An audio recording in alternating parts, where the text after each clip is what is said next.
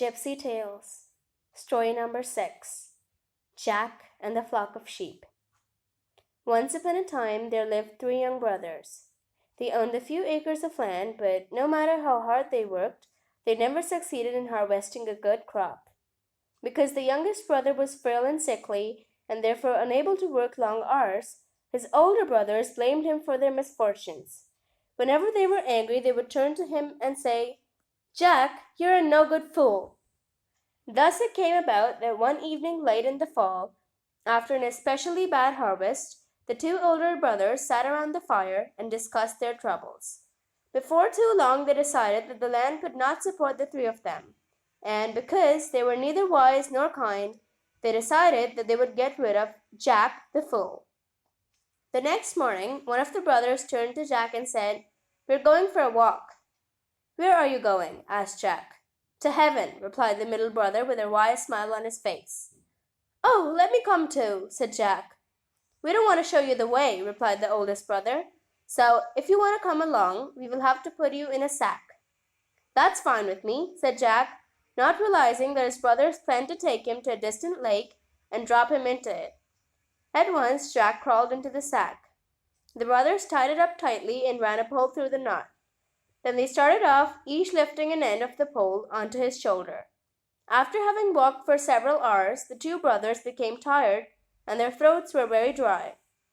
Soon they reached a roadside inn.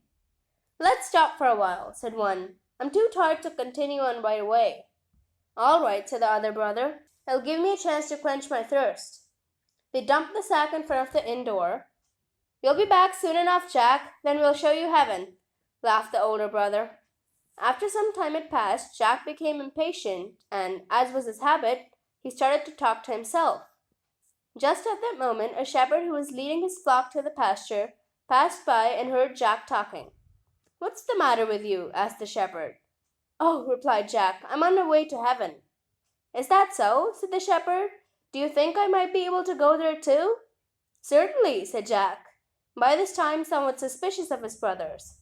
"Just open the sack and you can take my place." Tired of his cramped quarters, Jack was eagerly looking forward to getting out of the bag. "How very nice of you," replied the shepherd, "and since I'll have no use for my sheep in heaven, you may just as well take them." As soon as the knot was untied, out of the sack came Jack, and in crawled the shepherd. Jack then took charge of the sheep and leisurely drove them home. It wasn't too long after this exchange that the 2 brothers came out of the inn. Each grabbed one end of the pole and together they raised the sack. "It seems to me," said the oldest brother, "that Jack has put on some weight." "Never mind that," replied the other. "We're not far from our destination." About an hour later they reached the lake. There they unslung the sack and with a mighty heave pitched it into the water with the hapless shepherd inside. "Good riddance," said one to the other with a grin. Then they turned around and made their way back home. As they neared their house they cried out in amazement, for there stood Jack surrounded by a beautiful flock of sheep. "Is it really you, Jack?" the older brother asked in complete disbelief. "It certainly is," replied Jack, "and many thanks for the great favor you have done for me." "How is that?" the 2 brothers asked in unison. "Well, you are quite right to think that the passage to heaven is through the lake, for it was there that I found all of these fine sheep." The 2 brothers stared at each other in utter disbelief. "And there are so many more there," continued Jack. "I took only the very first ones." "Well, there is no time to lose," said the 2. "Won't you show us the way?" "I'll gladly do that, brothers," replied Jack. Quickly the 3 returned to the lake. "Where exactly is the place that you found the sheep?" asked the oldest brother. "Right there," said Jack, pointing to a dark spot in the water.